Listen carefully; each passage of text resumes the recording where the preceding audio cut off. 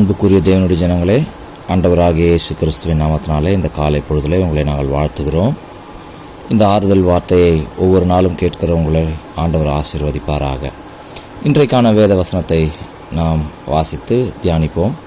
சங்கீதங்களின் புத்தகம் 121வது அதிகாரம் 4வது வசனம்.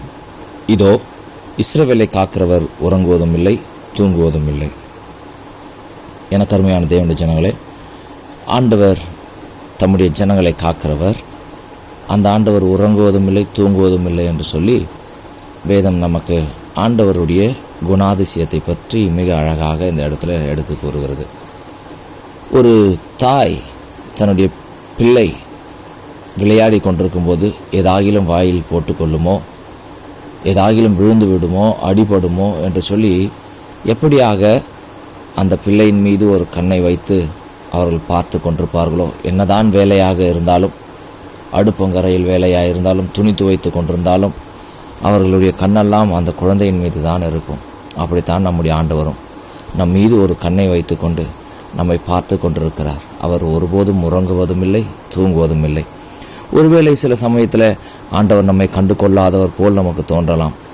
நாம் வழுக்கி விழுந்து விட்டோம், தூக்க யாரும் வரவில்லை, அல்லது நமக்கு இப்படிப்பட்ட ஒரு பிரச்சனை வந்துவிட்டது, யாரும் நமக்கு உதவி செய்வார் இல்லை என்று சொல்லி நீங்கள் நினைத்து கொண்டிருக்கலாம். இல்லை இல்லை இல்லை, அப்படி கிடையாது. நம்முடைய ஆண்டவர் உறங்குவதும் இல்லை, தூங்குவதும் இல்லை. அவர் உன் மீது ஒரு கண்ணை வைத்து கொண்டே இருக்கிறார். உனக்கு உதவி செய்யும்படி, உன்னுடைய நிலைமைகளை கவனிக்கும்படி அவர் எப்பொழுதும் ஆயத்தமுள்ளவராக இருக்கிறார். ஒரு போதகர் ஒரு நாள் தன்னுடைய ஊழியத்தை முடித்துவிட்டு ஒரு காட்டு பகுதியில் அவர் தன்னுடைய காரை ஓட்டி கொண்டு வந்து கொண்டிருந்தார்.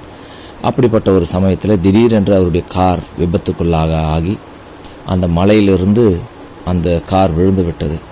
அப்படியே உருண்டு உருண்டு உருண்டு அந்த மலையின் தாழ்விடங்களில் போய் கொண்டிருக்கிறது.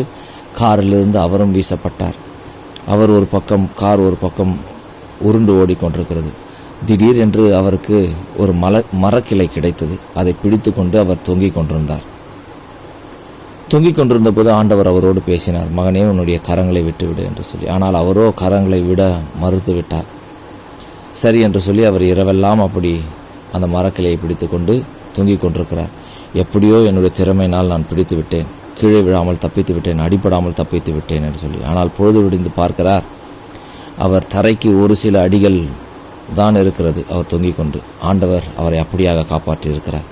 எனக்கு அருமையான தேவனுடைய ஜனங்களே, சில சமயத்திலே நமக்கு ஏதோ நடந்தது போல தோணலாம். ஆண்டவர் நம்மை உறங்காமலும் தூங்காமலும் இருந்து நம்மை காப்பாற்றுவதற்காக ஆண்டவர் நம்மோடு கூடவே இருக்கிறார். நீங்கள் எதை குறித்தும் கவலைப்பட தேவையில்லை. கர்த்தர் நம்மை என்றென்றைக்கும் காக்கிறவராயிருக்கிறார். அவர் நமக்கு நிழலாயிருக்கிறார். கர்த்தர் தாமே உங்களை ஆசீர்வதிப்பாராக. ஆமென்.